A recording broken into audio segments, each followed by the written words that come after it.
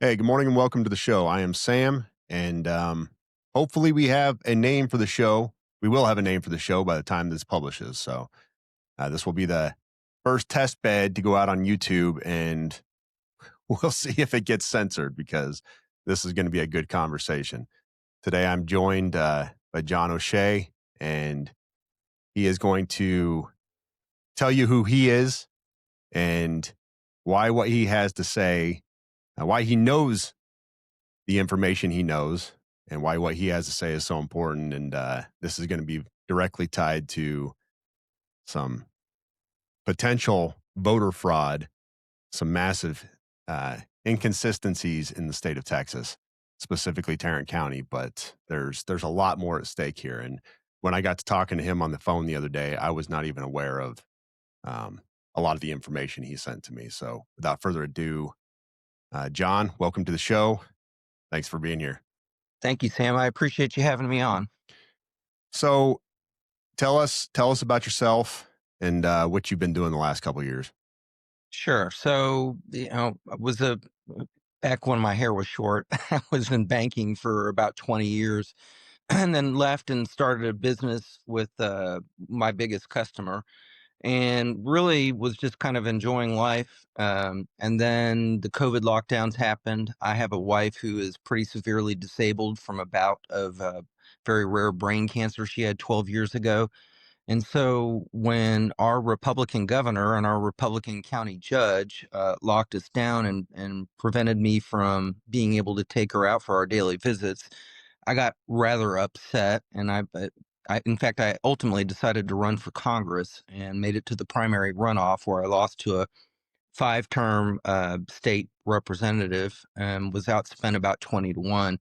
But in doing so, I heard that story over and over and over again, and I decided to remain involved. I'm a precinct chair in the medical district in Fort Worth, which is precinct 4492. I'm an area leader for House District 95 and the Tarrant County Republican Party. In this 2024, I was a head election judge or a clerk for early voting and a head election judge for election day voting. And then I now serve on the ballot board. So, kind of having personal experience that kind of prompted me to get involved, I've kind of started peeling things back and taking an inside perspective. And it's not as copacetic as I thought it was before I got on the inside.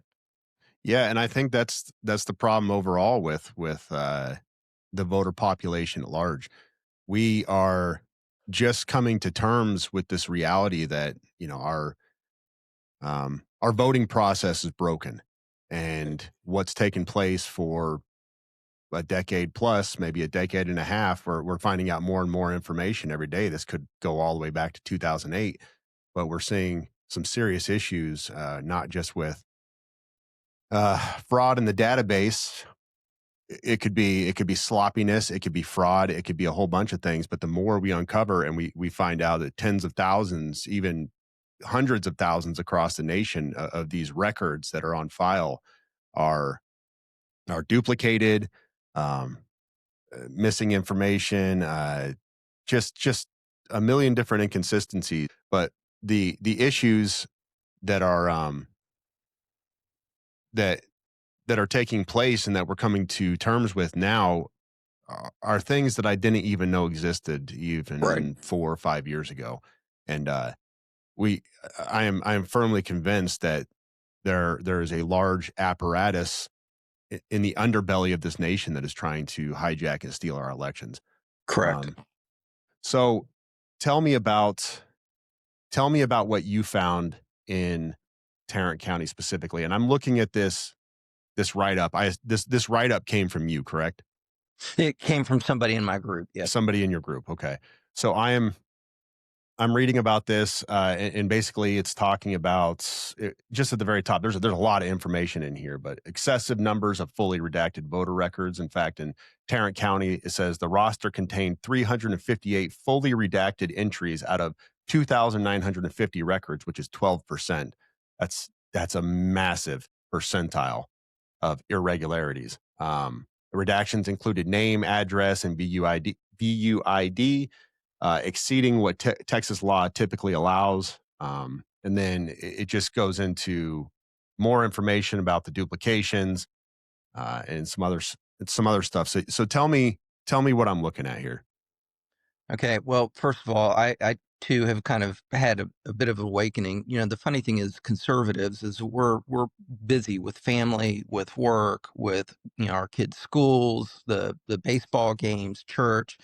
And so we tend to turn on the news, and whatever the news tells us, we've been pretty trusting of. And unfortunately, I think we've kind of come to the realization here over the last 5 or 6 years that we're lied to on a pretty routine basis.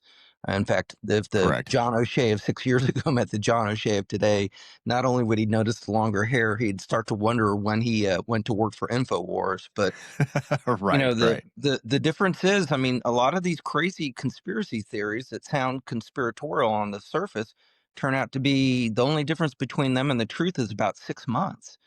So and let me back up and go even a little further into this because the method and the different styles of corruption are staggering. But I can give facts that literally the listeners can go and verify because trusted, but verify. 100%. Um, so, when I first got on board, and so why does Tarrant County matter? Well, first of all, Tarrant County, as my friend, our Attorney General Ken Paxton likes to say, is the largest red county left in the country. Almost all the urban centers in the country are blue. And in fact, you'll notice that when politicians say, oh, well, red states have a crime problem. No, red states don't have a crime problem. Red states have a problem with blue cities that have a crime problem. Yeah. And so, they have been working tirelessly to try and flip this state. In fact, untold money pours into our elections from Tens of outside. millions of dollars just in Yeah. this cycle Well, alone. well, Yeah. just in my race alone, and again, I'm just a business person who was a precinct chair who was upset about how we were being treated and thought, people have forgotten that the elected officials are servants. They serve the people. They're not our parents. They're not our tyrants. So, if just me caused enough consternation that I had like $1 million come in from Las Vegas from some dark money pack that I was told was headed up by Kevin McCarthy. Now, I didn't actually verify that, but it wouldn't have surprised Was me. I that the mean, Sands pack? yes, it was. Yeah, yeah.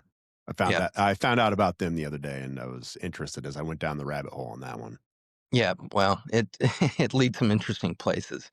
But in fact, Ken talks about the fact that during the COVID lockdown in the 2020 election, that there were 12 cases he had to take to the state Supreme Court because different counties were trying to institute mail-in balloting, just mass mail-in balloting, regardless of whether you requested a ballot or not. And we know that mail-in balloting is rife with fraud. I mean, Jimmy Carter had a commission that stated that mail-in voting is a problematic. Even Bill Barr admitted that it's a problem. So he won all 12 states, 12 cases, and he said if he hadn't, Texas would have gone the way of Georgia, which you remember there were some pretty significant, irregularities that happened there. Yeah, Uh, sure.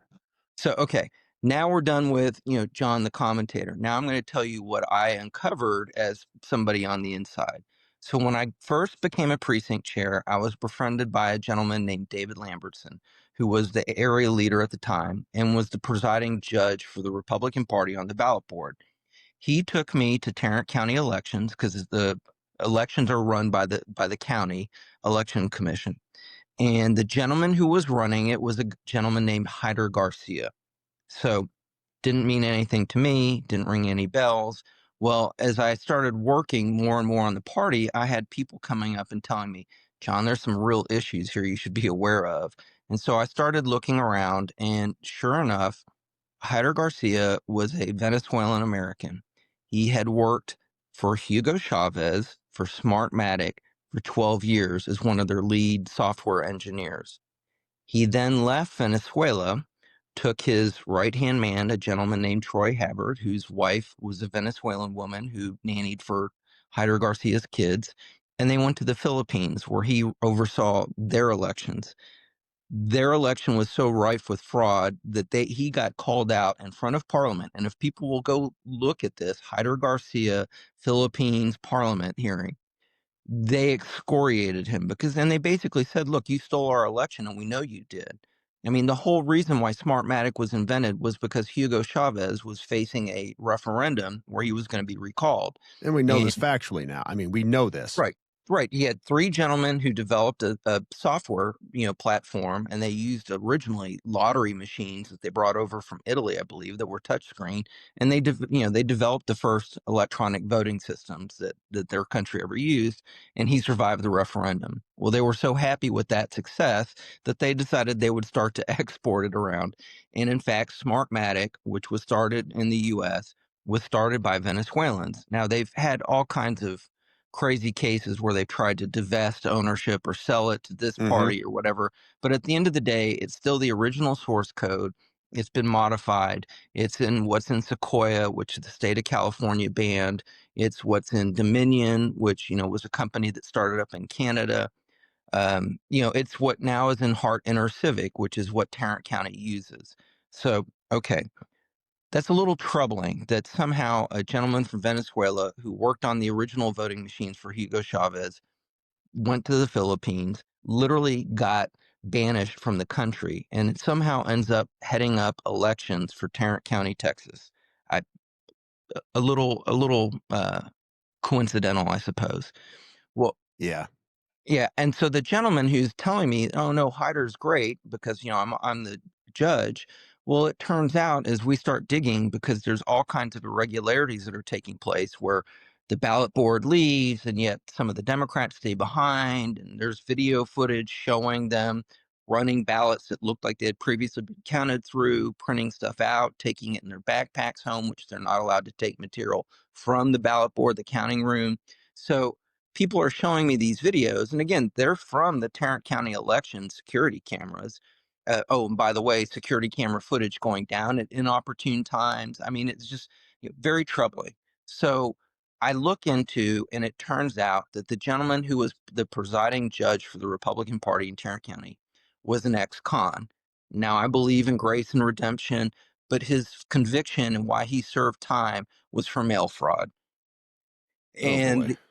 And the allegations were that he was possibly working for or helping the Democrats. So, we've had a number of elections where, and I don't believe that Joe Biden beat Donald Trump in Tarrant County in 2020. I don't believe that Ted Cruz lost to Beto O'Rourke. I mean, I just there's but Right. but even down ballot, there's some small things. So, for example, you talked about the duplicates of the voter IDs. So one of the people on the team, because there's a team of people here in Tarrant County who are truly concerned with election integrity. These are not running around hair on fire type people. These are attorneys, they're CPAs, they're investment people, they're into internet security. And so they actually formed a group and they started contacting the Secretary of State. So here in Texas, the Secretary of State is appointed by the governor.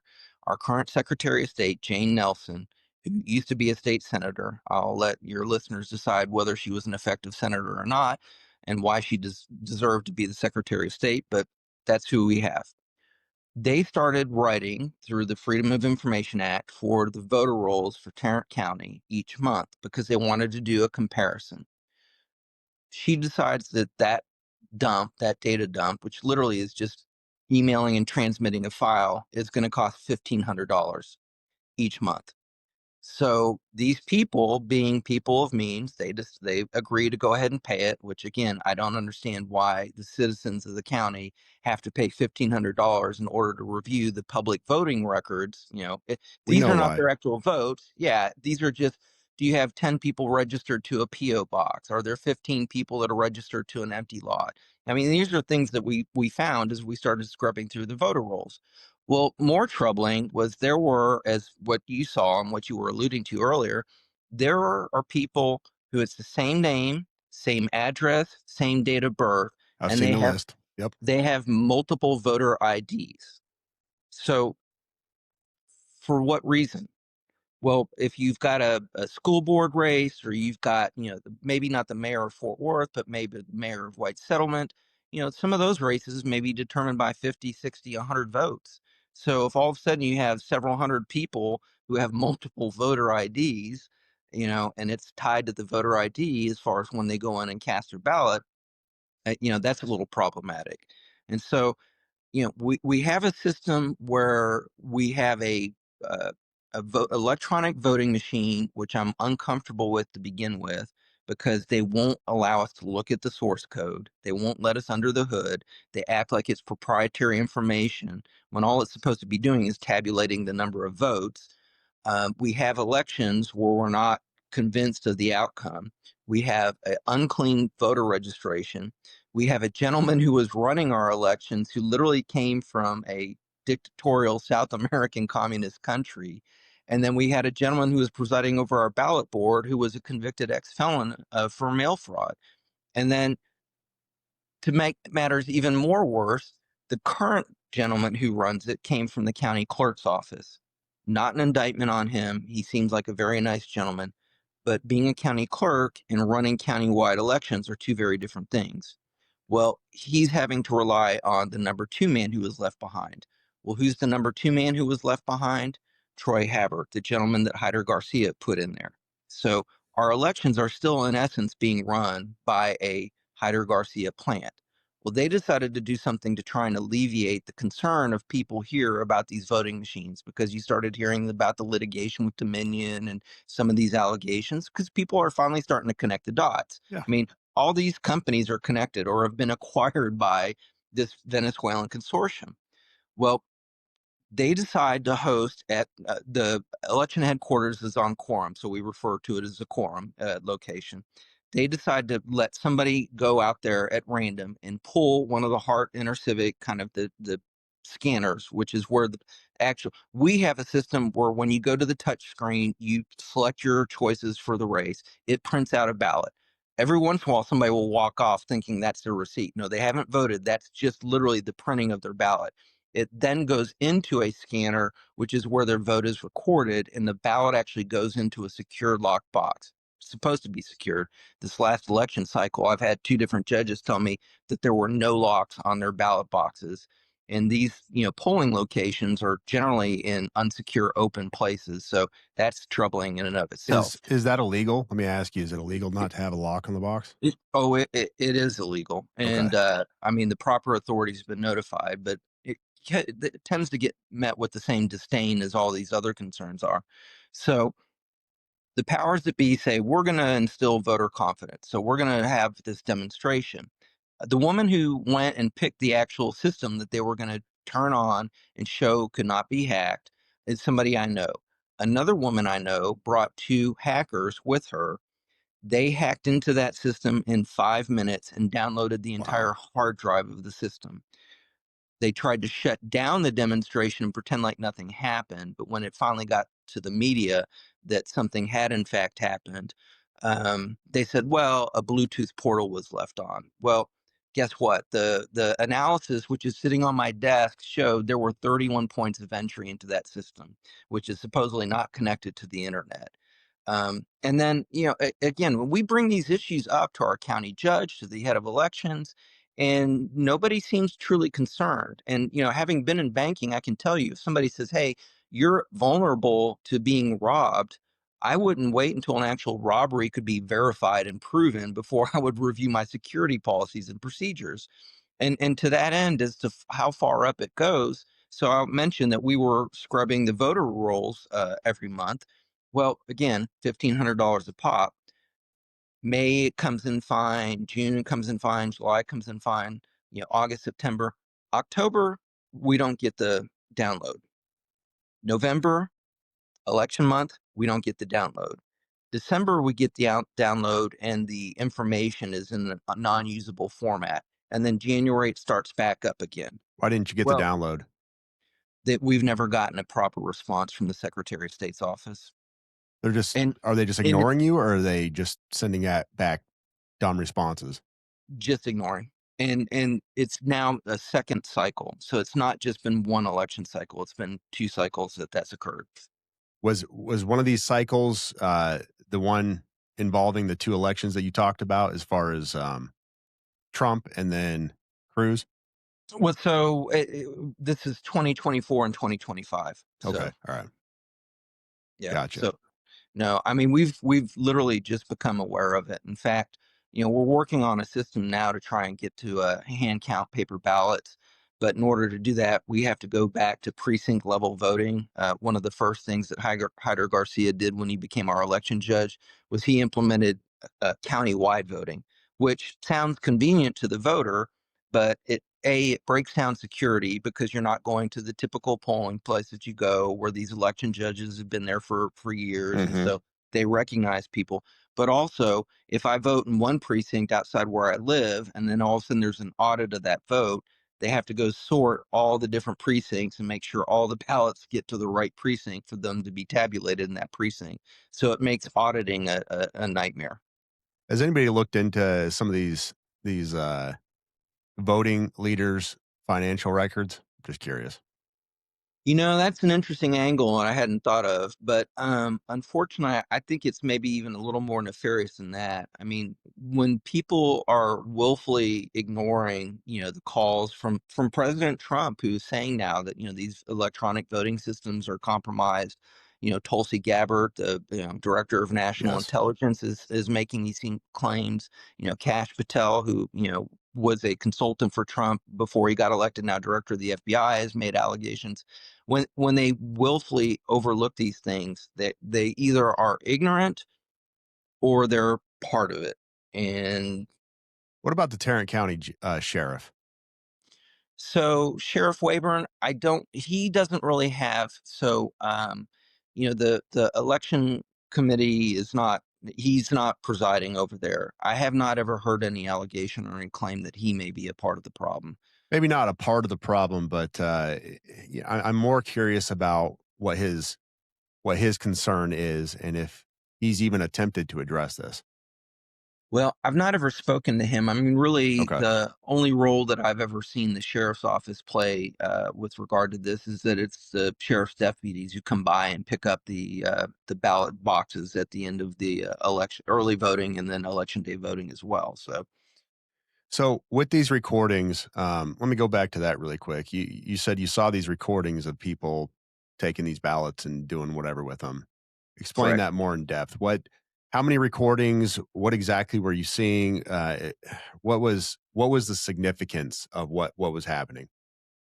So, all right. So there's a centralized kind of area where the ballots are tabulated, and what was happening was that, and there are security cameras all around it. I mean, for obvious reasons. Right. And so what was shared and was yeah, there were some election integrity people that kind of shared the video, and I was able to verify that it was from actual election office camera feed, but was that at the end of the evening when the election judge decided to call, hey, that's a wrap, let's go ahead and lock things up,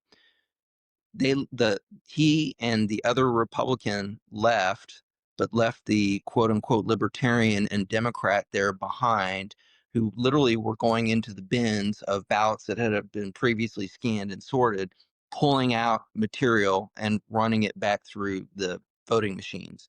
And then going for whatever reason to, one of the computers and printing stuff out and taking those printouts and putting them in their backpack. Was any of this ever questioned or addressed to these individuals specifically? Why they did this? Well, the gentleman who used to be the head judge, once I found out about his criminal past, in fact, I actually read the case pleadings just to verify that it wasn't some kind of crazy grievance from somebody. Um, he ended up resigning and moving out of state. So, y- Really? How yeah, long? no, How long was the time period between the the ballots being potentially manipulated and him moving out of state? about 2 years. Okay. So, I mean, like I said, I mean, this was really kind of almost a situation like Old Yeller because he was a gentleman who was always nice and kind to me and I liked. But I really started getting concerned when there were people on the ballot board, in particular women who I knew who were very strong, fierce, kind of election integrity people who were saying, hey, there were a number of mail-in ballots that, both the Republican and the Democrat rejected as being unlawful. And I was there when the woman who was the head of the Democratic part of the ballot board came out of the locker bringing those ballots to run them through the scanner. And I said, hey, those ballots have been rejected. And she was told, oh, well, it's okay. This gentleman told me I could go ahead and run them. We're not going to exclude these ballots, even though they've been rejected through a bipartisan, review process. So at that point, that's when a group got together in my office. I first was made aware of the criminal background. And like I said, I pulled up at that point the case, printed it out. We all read it, and maybe somebody from my office may have called and said, hey, if this gentleman isn't let go of this position, this may make it to the media. I mean, unfortunately, it seems like that's what it takes. It takes a bayonet in the back in order to get anybody to do It anything. is the only outlet we have for exposing this stuff now is putting a spotlight on it, because Right.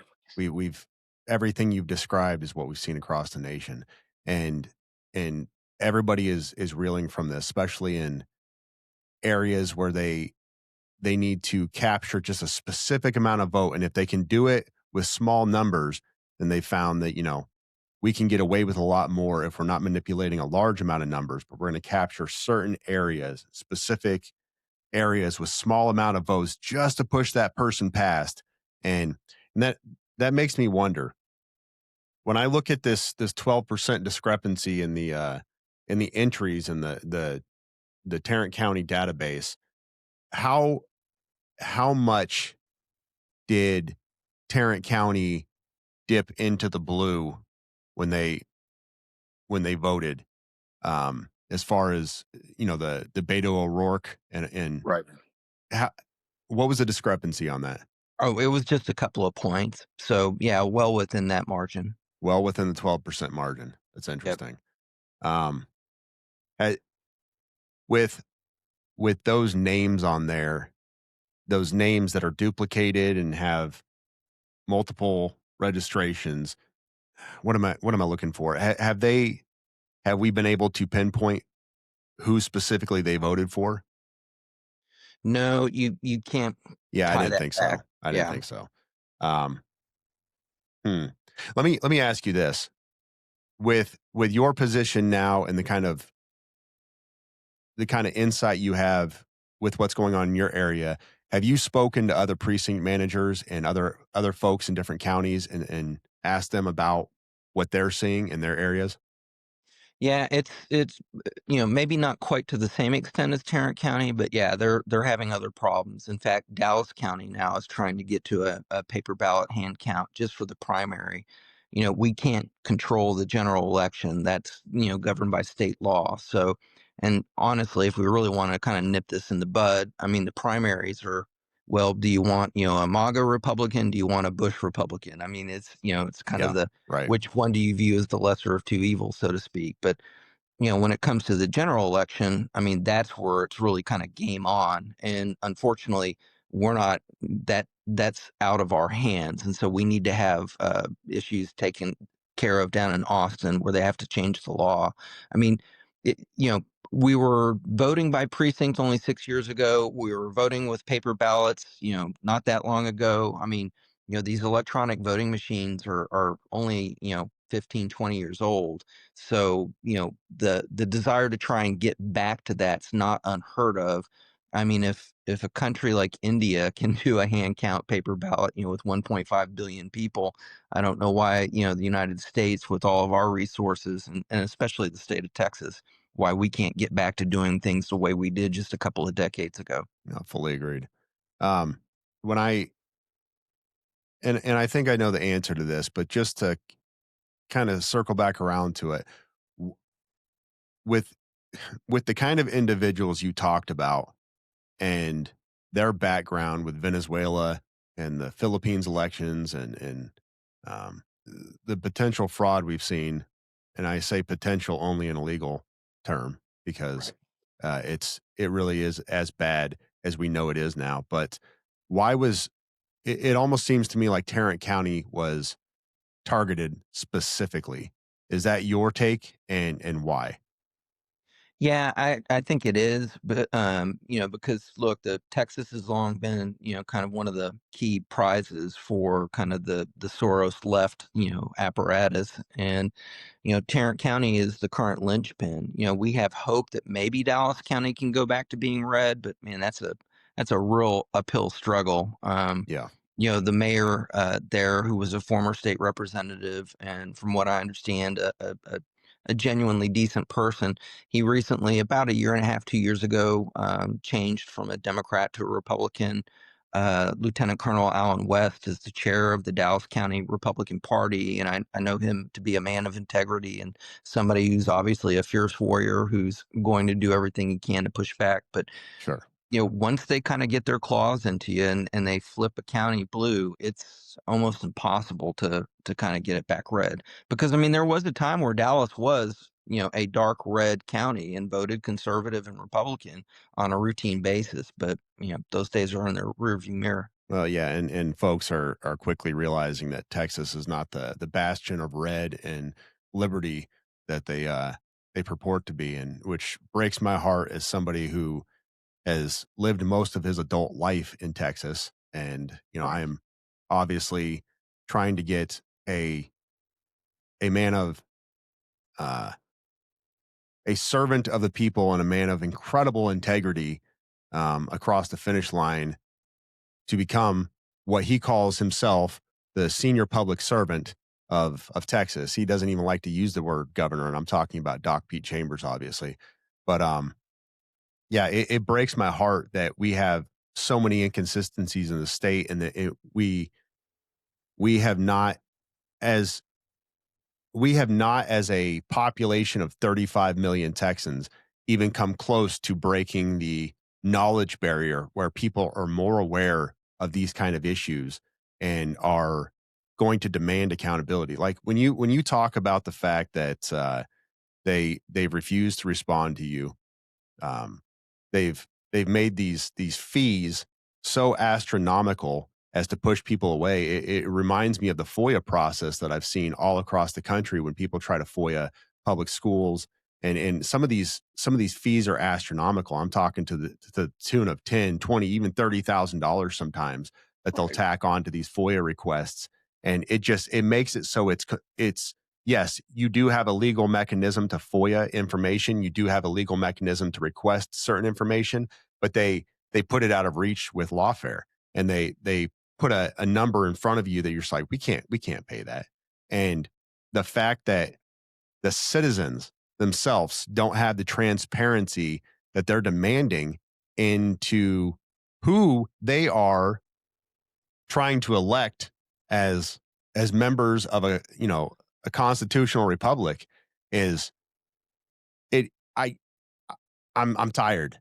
I don't even know how to describe. I'm tired. I am exhausted, and I know I would say the majority of the people in the United States are, that we have a system in place which is so inherently corrupt and is polluted with very specific people in key positions across the breadth of the United States.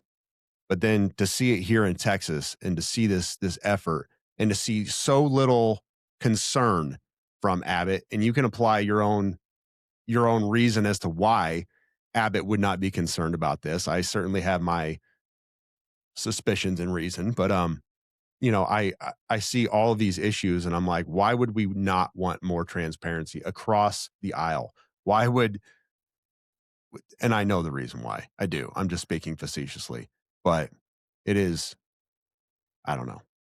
No, it's disheartening to say the least. I mean, look, why a group of private citizens have to be the one trying to hold, people's feet to the fire about getting fair and open elections again is kind of incomprehensible to me. I kind of would have thought that that would have been something that would have been concerned to the powers that be. But like I said, they're either willfully ignorant, which I don't believe, or they're benefiting from the system.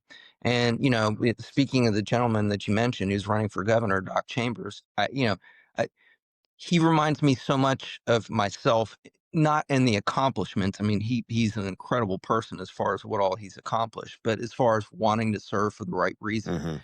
the gentleman that I ran against, ultimately prevailed and is now the congressional representative for District 12 here in the state of Texas, Craig Goldman.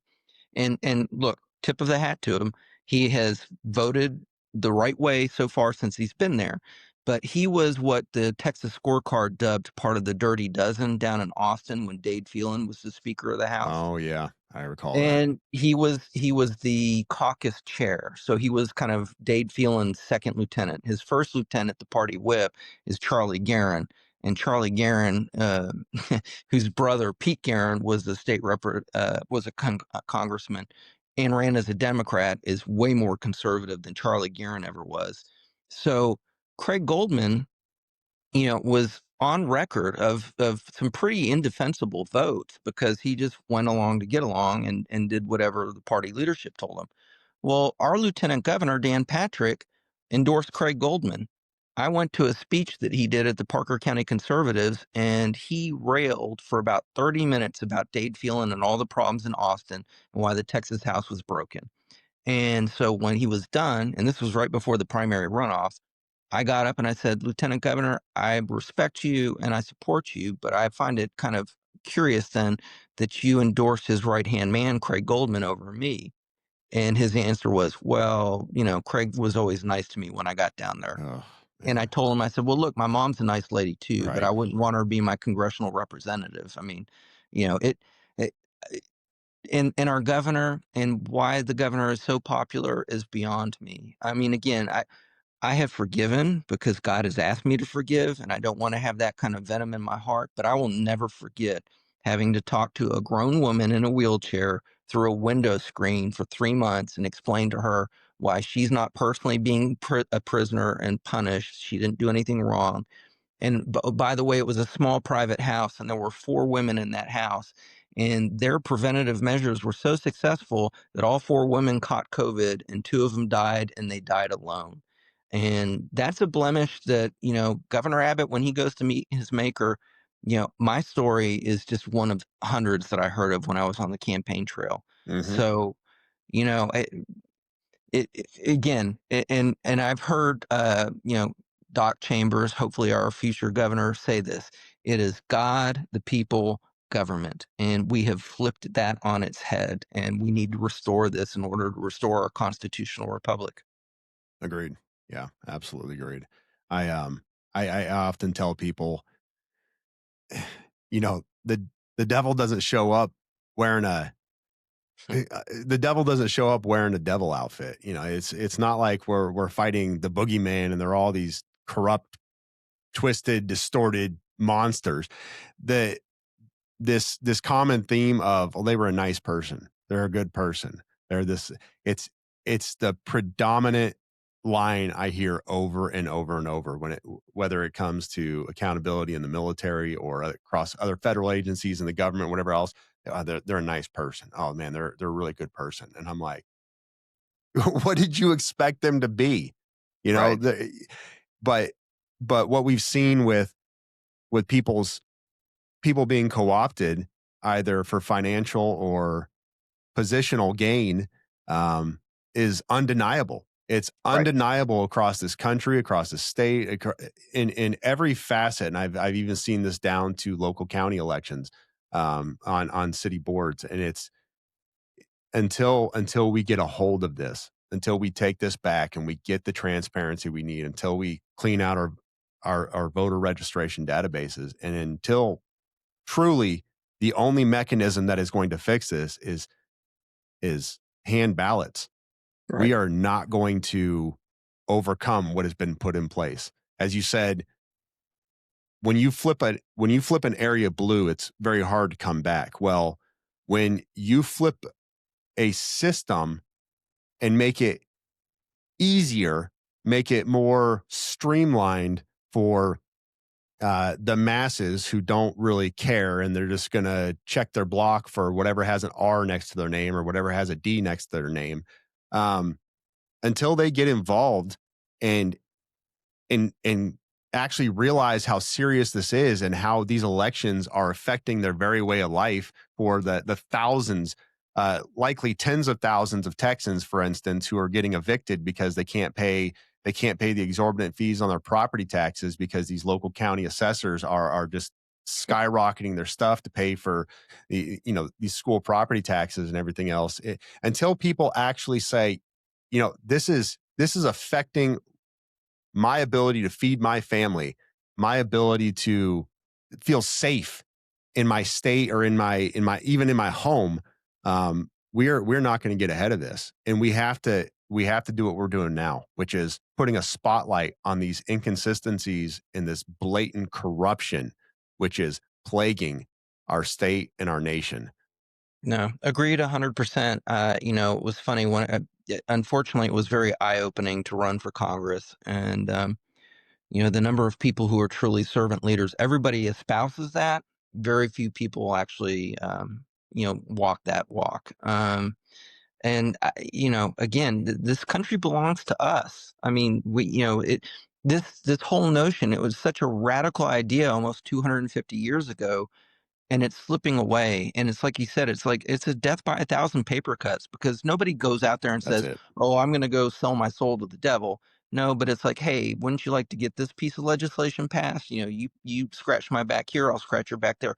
Hey, look, this lobbyist, they may make a nice contribution, but you need to go support this. And hey, we're going to have this party afterwards, and there may be some, extracurricular activity taking place." And next thing you know, I mean, you've just fallen off the cliff, and you don't recognize yourself the next day. I don't speak of that from experience, but that's what I've heard relayed to me. And, you hear the stories and the allegations of things that go on in DC and in Austin, and it seems like everybody has a skeleton to hide. And, very few people will come out and say, "Hey, you know what? I'm a flawed human being. I'm only saved because of the grace of God. It's Hmm. not through any of my own actions. And you may agree with me or disagree with me about my life, my lifestyle, my belief, my religion, whatever, but I'm going to serve you, and I'm going to be honest and transparent with you." And, I tried to do that, and it actually got used against me as a cudgel. I when I think it was on Charlie Kirk's show, God rest his soul, and told Charlie, I used to call myself a conservative, but frankly, at the end of the day, when they can lock your business, shut you out of your place of worship, keep your kids from going to school, make you social distance, what is there left to conserve? I mean, we need to restore our Constitution. Well And put. and well, that little clip got played over and over again on, "I used to call myself a conservative," and again, I get it for the people who work and don't spend the time to get to know or hear, the candidates direct. People thought, well, gosh, I kind of liked O'Shea, but then I heard him say, "I used to call myself a conservative." So it, it's it's it's a information kind of barrier that we need to break through, because clearly the mainstream media is all co-opted. I mean, and that's not even, again, I know I must come across as like, an Alex Jones light, but I mean, we've seen now through Not and Doge. I mean, the Global Engagement Center, which was supposed to control media across the globe, has been turned inward on our own people. And so you Yes. have stories like the Hunter Biden laptops. When I got asked, was the 2020 election stolen? I said, well, let me ask you, did your outlet report on the Hunter Biden laptop, or did you call that disinformation, Russian disinformation? Right. And then there's your answer. I mean, do I know that ballots were specifically flipped? Well, I've got some suspicions, but just the fact that the thumb of government was put on media, and then the media suppressed a news story that polling has showed would have changed 17% of Biden voters in 2020 had they been privy to that information of the Biden family corruption. And 51 intelligence people come out and say that sounds like Russian disinformation. Why did some KGB agent, go get Hunter Biden, high on whatever it was he was doing at that point, and make him drop his laptop into a sink, and so he had to take it to a repair shop? Right. I mean, just on its face, that smacked of a lie. I mean, it reminds me of, speaking to the voter integrity and election integrity. What they can mail ballots, but we have to have drop boxes put because the mail doesn't go back out again. I mean, it just, you know, these are things that just on their face smack of corruption. And so the only thing I think I might disagree with, and I love that line from the movie Usual Suspects, the greatest thing the devil ever did was make people believe he didn't exist. I'm saying now, I think it's out in the open. I mean, I just think that, w- President Trump, whether you love him or not, he is not a career politician. He is not bought and owned by anybody. And I think he genuinely loves the American people, even the people who are resisting him. And that system cannot survive with somebody like that at top, which is why I truly pray that Doc Chambers, wins the primary and is the Republican candidate for state governor, because I think he'd be exactly that same kind of servant leader for the state of Texas. And that's who we deserve. I mean, the American people are good, kind, and decent people. Unfortunately, we've just been lied to for generations now. And unfortunately, we've bought into the lie, and we need people who are going to pull back and unmask that lie. Absolutely. Well said. Well, I'm going to let you have the last word on that, and we'll get out of here. But John, hang out for just a second for this recording to stop. And I just want to say again, I appreciate you for shedding light on this and for um, exposing what's happening in Tarrant County and very likely Wait, across wait. Texas. Just Yeah, go one ahead. last thing I got to say. So Hyder Garcia went from Tarrant County to Dallas County. They had a nightmare election, and he got ran off there. Do you know where he is? Tarrant County uses the Hardiner Civic voting machines. He now is the vice president of customer success at Hardiner Civic. You can't make this stuff up. This No, I is don't have that insane. kind of imagination. That's it's mind-boggling. And I encourage people, please go out Yep. there and research this. This is all Fact public check me. information. Yep. This is right there for you to just see on the surface. And, yeah, most of the time I say this stuff is not black and white, and it's shades of gray, and they manipulate, and they, psychological operations, information operations, move in the shadows. But we have stuff that's in black and white here because they've grown so bold that they do it right in front of us, and It's they crazy. expect us to just be uninformed voters who just go write our check in the box next to whatever party we're going to vote for, and that's it. Yep. So, well, thank you. Um, we've got some work to do. We have a Yep. lot of work to do, Thank you, and Sam. God Uh, bless you for what you're doing up in Tarrant County, and I hope Texans pay heed to this because your elections are being stolen factually. yep. Yep. Well, God bless you. And the good news is we all know who wins in the end. So, That's the truth. yep. You got it right. All right. I'll see y'all later.